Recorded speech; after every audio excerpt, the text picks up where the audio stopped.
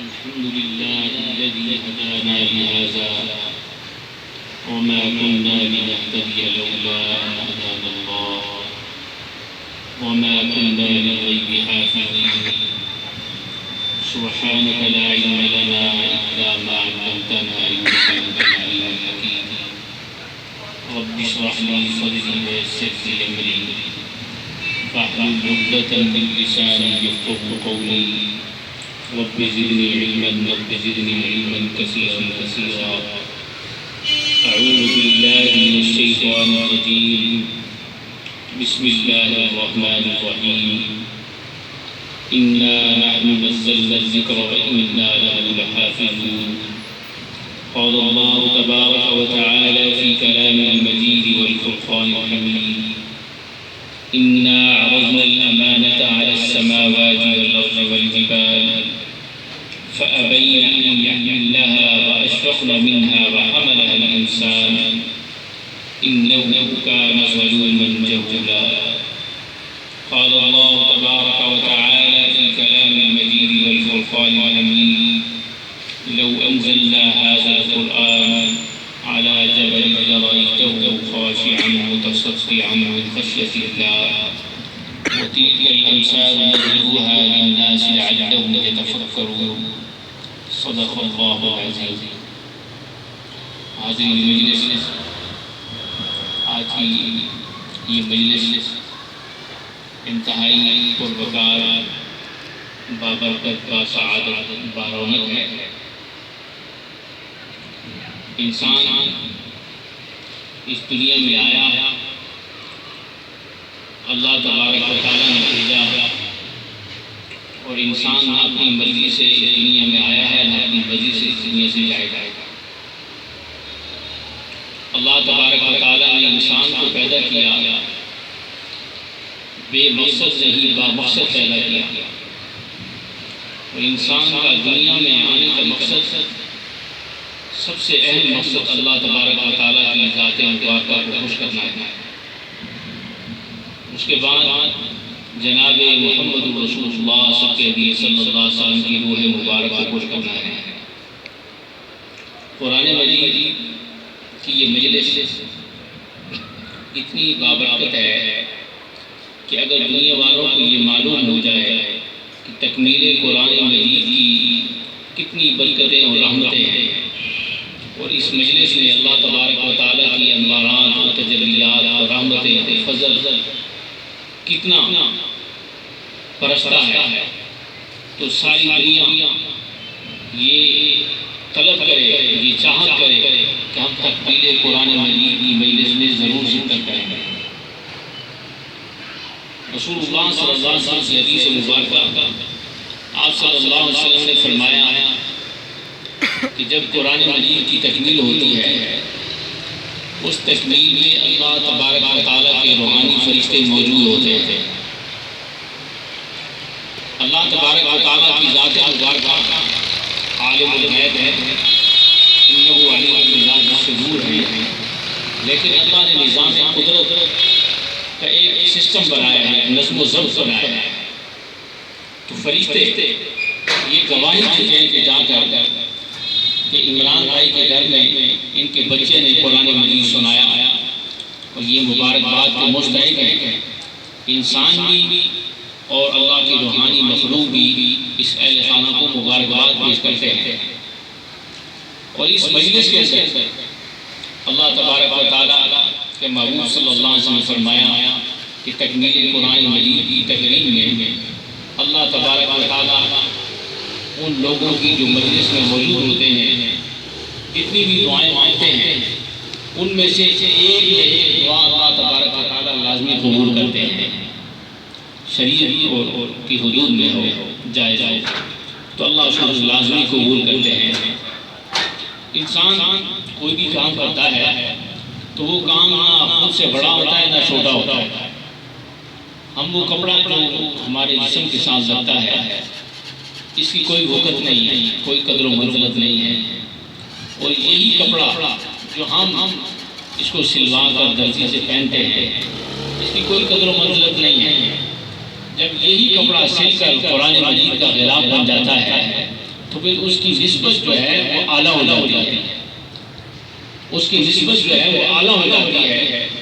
تو نبی کریم صلی اللہ علیہ وآلہ وسلم کی حدیث مبارکہ ہے، خیرکم من تعلم القرآن وعلمہ، تم میں سے بہترین شخص وہ ہے جو قرآن کو سیکھے اور سکھائے، پڑھے اور پڑھائے، سنے اور سنائے، قرآن مجید کی تعلیم بھی دے، تبلیغ بھی کرے، اس پر عمل بھی کرے، میں کہ وہ سب سے بہترین انسان ہے۔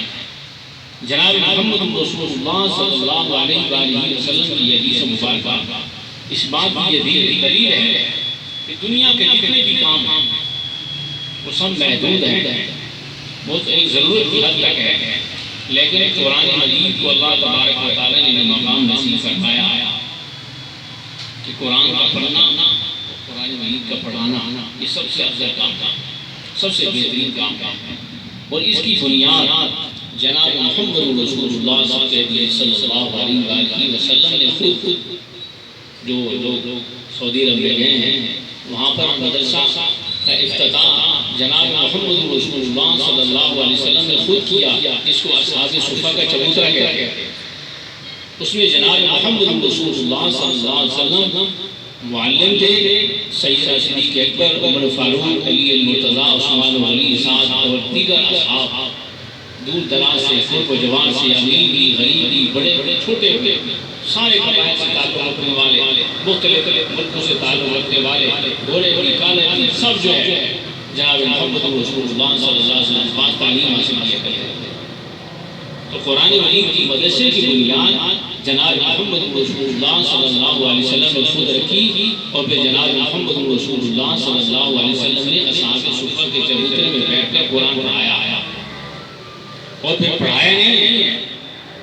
حکماً صحابہ کرام رضوان اللہ تعالی علیہم کو فرمایا کہ یہ بہترین کام ہے، یہ افضل کام ہے، یہ عرفہ کام ہے، تم نے اس کو لازمی کرنا ہے۔ اور جناب محمد رسول اللہ صلی اللہ علیہ وسلم نے تاکیداً دو صحابہ کرام رضوان اللہ تعالی علیہم کو، حضرت علی رضی اللہ تعالیٰ عنہ کو، سیدنا سعد بن ابی وقاص رضی اللہ تعالیٰ عنہ کو ہاتھ پکڑ کر مسجد نبوی میں بٹھایا، میں کہ اے علی، اے سعد، بیٹھ کر اللہ کا قرآن پڑھاؤ، جب تک تم زندہ رہو اللہ کا قرآن پڑھاتے پڑھاتے اس دنیا سے جاؤ، جب تک تم قرآن پڑھاتے رہو گے، قرآن مجید پڑھتے رہو گے، اللہ تبارک و تعالیٰ کی رحمتیں تم پر برستی رہے گی، اللہ کی مخلوق تمہارے پاس اس طرح آئے گی جس طرح لوگ بیت اللہ کا طواف کرنے آتے ہیں،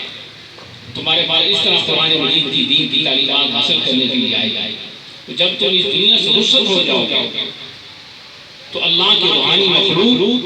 اللہ کے روحانی فرشتے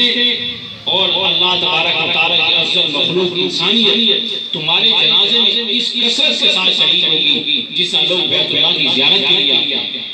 اور جب تم دفن کیا جاؤ گے تو تمہاری قبر کی زیارت کے لیے لوگ اس طرح آئیں گے جس طرح لوگ بیت اللہ کا طواف اور زیارت کرنے کے لیے آتے ہیں۔ تو نبی کریم صلی اللہ علیہ وآلہ وسلم کا ہر لفظ جو ہے وہ مبارک ہے، ہر عمل جو ہے وہ مبارک ہے، قرآن مجید پڑھنا اور پڑھانا یہ بہت افضل اور مبارک ہے۔ اس طرح میں نے عرض کیا کہ جب وہ قرآن مجید کا غلاف میں کپڑا بن جاتا ہے تو اس کی نسبت جو ہے وہ افضل ہو جاتی ہے، اس کی نسبت جو ہے وہ عرفہ ہو جاتی ہے، اس کی جو نسبت ہے وہ اعلیٰ ہو جاتی ہے۔ اللہ تبارک و تعالیٰ نے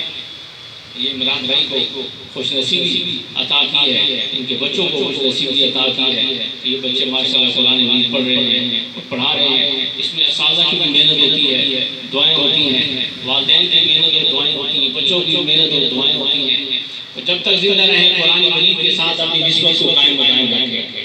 اور جو انسان قرآن مجید پڑھتے پڑھاتے اس دنیا سے چلا جاتا ہے تو قرآن قبر کے اندر اس کا شفاشی بنتا ہے۔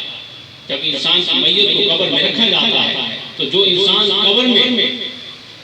مشکل میں ہوتا ہے، پریشانی میں ہوتا ہے، تو قرآن اس کو دلاسا دیتا ہے، قرآن اس کو حوصلہ دیتا ہے، اور وہ ایک خوبصورت شکل میں آتا ہے۔ تو میت دیکھتی ہے، مردہ دیکھتا ہے کہ تو کون ہے؟ تو قرآن کہتا ہے کہ میں وہ ہوں جو تجھے بھوک میں، پیاس میں، گرمی میں، سردی میں، مشقت میں، تکلیف میں تو مجھے سینے سے لگاتا تھا، تو دنیا کی باتیں نہیں سنتا تھا، تو صبح شام ہر آن ہر گھڑی تہجد میں، نماز میں، نفل میں، تراویح میں تو مجھے پڑھا کرتا تھا میں وہ قرآن ہوں، آج پریشان ہونے کی ضرورت نہیں ہے۔ تو قرآن کہتا ہے کہ میں آج اللہ تبارک و تعالیٰ کی بارگاہ میں تیری سفارش کر کے اور تیری مغفرت و بخشش کروا کر دم دوں گا۔ تو قرآن پر جو عمل کرتا ہے، قرآن مجید کو جو پڑھتا ہے، تو قرآن مجید ایسا پکا دوست ہے، وہ دنیا میں بھی نہیں چھوڑتا، وہ قبر میں بھی نہیں چھوڑے گا، وہ میدان حشر میں بھی نہیں چھوڑے گا۔ اور جب انسان میدان حشر میں جائے گا تو قرآن وہاں بھی ساتھی ہوگا، قرآن وہاں بھی سفارش کرے گا کہ یا اللہ یہ مجھے پڑھا کرتا تھا، یہ مجھے چنتا تھا، یہ مجھے دل سے محبت اور پیار کیا کرتا تھا مجھ سے، یا اللہ اس کی جو خطائیں ہیں اسے معاف فرما دے۔ تو قرآن اللہ تبارک و تعالیٰ کی بارگاہ میں سب سے بڑا سفارشی ہوگا، اس سے بڑھ کر کوئی سفارش نہیں ہے، کیونکہ قرآن مخلوق نہیں ہے، قرآن اللہ کا کلام ہے، اور وہ اللہ جو سارے جہانوں کا مالک و خالق ہے، یہ اس کا کلام ہے۔ اللہ کا قرآن کیا کہتا ہے؟ یہ قرآن انقلابی کتاب ہے، یہ قرآن انقلابی کلام ہے۔ سیدنا عمر فاروق رضی اللہ تعالی عنہ کہ گھر میں قرآن پڑھا جا رہا تھا، سیدنا عمر فاروق رضی اللہ تعالی عنہ بڑے بڑے کافرین اور مشرکین کی میٹنگ ہوئی کہ جناب محمد رسول اللہ صلی اللہ علیہ وسلم کا دین جو ہے وہ پھیلتا جا رہا ہے، کلمہ پھیلتا جا رہا ہے، اسلام پھیلتا جا رہا ہے، اس کو کیسے کلوز کیا جائے، اس کو کیسے ختم کیا جائے۔ تو شیطان نے مجلس کی صدارت کی اور مشورہ کیا کیا کہ عمر کو بھیجو، یہ جا کر نعوذ باللہ رسول اللہ صلی اللہ علیہ وسلم کا سر قلم کر دے۔ تو راستے میں صاحب یہ کہنے لگے عمر کہاں جا رہا ہے؟ کہاں کہ بس محمد کا سر قلم کرنے جا رہا ہوں۔ اس نے کہا کہ پہلے اپنے گھر میں دے، تیرے گھر میں تیری بہن جو ہے وہ اسلام لا چکی ہے، وہ محمد رسول اللہ صلی اللہ علیہ وسلم کا کلمہ پڑھ چکی ہے، پہلے اپنے گھر کی خبر لے۔ سیدنا عمر فاروق رضی اللہ تعالیٰ عنہ کے لیے جناب محمد رسول اللہ صلی اللہ علیہ وسلم نے دعا مانگی کہ یا اللہ اسلام کی سربلندی کے لیے عمر بن خطاب دے دے یا عمر بن حشام دے دے۔ تو نبی کریم صلی اللہ علیہ وآلہ وسلم کی دعاؤں کا ثمر بن کر سیدنا عمر فاروق رضی اللہ تعالیٰ عنہ آ رہے ہیں، تلوار لے کر ہمشیرہ کے گھر گئے، ہمشیرہ قرآن مجید کی تلاوت کر رہی ہے۔ جب دیکھا حضرت عمر فاروق رضی اللہ عنہ جلالی تھے، بڑے غصے والے تھے، بڑے جذبے والے تھے، اور اپنی بات کے بڑے پکے تھے۔ دروازہ کھٹکایا، بہن نے پوچھا کون؟ کہا عمر۔ تو انہوں نے فوراً قرآن بند کیا، قرآن چھپا کر رکھ دیا۔ آواز آئی تھی، حضرت عمر فاروق رضی اللہ عنہ پوچھا کیا پڑھ رہی تھی؟ کہ میں اللہ کا قرآن پڑھ رہی، اللہ کا کلام پڑھ رہی۔ وہ کتاب جو سیدنا محمد رسول اللہ صلی اللہ علیہ وسلم نازلی وہ پڑھ رہی تھی۔ خون مارا، ہمشیرہ بے ہوش ہو گئی، لیکن نبی کریم صلی اللہ علیہ وسلم کی دعاؤں کا ثمر بن کر آنا تھا۔ کہا لاؤ قرآن جو تم پڑھ رہی تھی۔ کہا ایسے نہیں، کافر اس کو ہاتھ نہیں لگا سکتا، غیر مسلم اس کو ہاتھ نہیں لگا سکتا۔ غسل کروایا، غسل درانے کے بعد پاک صاف ہونے کے بعد پھر سیدنا عمر فاروق رضی اللہ تعالیٰ عنہ کو قرآن دکھایا، اور پھر ہمشیرہ نے قرآن مجید پڑھ کر سنایا۔ کون سی وہ سورت تھی جو سیدنا عمر فاروق رضی اللہ تعالیٰ عنہ کی ہمشیرہ تلاوت کر رہی تھی؟ طٰہٰ مَا أَنزَلْنَا عَلَيْكَ الْقُرْآنَ لِتَشْقَىٰ إِلَّا تَذْكِرَةً لِمَن يَخْشَىٰ۔ قرآن مجید کی جب تلاوت کی تو عربی تھے، عربی سمجھتے تھے۔ کہا کہ یہ کسی عام انسان کا کلام نہیں ہے، یہ ایسا فصیح اور بلیغ کلام ہے، یہ کسی انسان کا نہیں ہو سکتا، یہ تو جو سب سے بڑا دنیا کا بادشاہ ہے اس کا کلام ہو سکتا ہے۔ کہا کہ جس پر یہ کتاب نازل ہوئی ہے جاؤ مجھے اس کے پاس لے چلو۔ تو ہمشیرہ حضرت عمر فاروق رضی اللہ تعالیٰ عنہ کو جناب محمد رسول اللہ صلی اللہ علیہ وسلم کی بارگاہ میں لے کر حاضر ہو گئے۔ تو صحابہ نے دیکھا کہ عمر فاروق رضی اللہ تعالیٰ عنہ آ گئے، یہ عمر جو اسلام کا دشمن ہے، سب نے تلواریں نکال لی، لیکن جناب محمد رسول اللہ صلی اللہ علیہ وسلم خوش ہو گئے۔ کہا کہ میری دعا کا سمجھ بن کر آ رہا ہے، سارے سکون سے بیٹھ جاؤ، اطمینان سے بیٹھ جاؤ، یہ کچھ نہیں کر سکتے۔ تو سیدنا عمر فاروق رضی اللہ تعالیٰ عنہ آئے اور انہوں نے اپنا سر نبی کریم صلی اللہ علیہ وسلم کے پاؤں میں رکھ دیا اور اپنے گناہوں کی معافی مانگی کہ جو کچھ میں نے کیا کہ جناب محمد رسول اللہ صلی اللہ علیہ وسلم میں آپ سے معافی چاہتا ہوں، مجھے معاف کر دیں اور مجھے کلمہ پڑھا دیں۔ یہ قرآن ان کلامی کتاب ہے۔ میں کہ لو انزلنا هذا القرآن على جبل لرأيته خاشعا متصدعا من خشية الله، اگر ہم اس قرآن کو پہاڑوں پر نازل کرتے، یہ پہاڑ بھی ریزہ ریزہ ہو جاتا۔ اللہ کے خوف اور اللہ کے ڈر سے، اللہ کے دبدبے سے، اللہ کے روح سے یہ پہاڑ بھی ریزہ ریزہ ہو جاتا۔ تو اللہ تبارک و تعالیٰ نے قرآن مجید میں ارشاد فرمایا، میں نے جب قرآن کو نازل کرنے کا ارادہ کیا تو پہلے پہاڑوں سے کہا کیا یہ میری امانت کو تم سنبھالو گے؟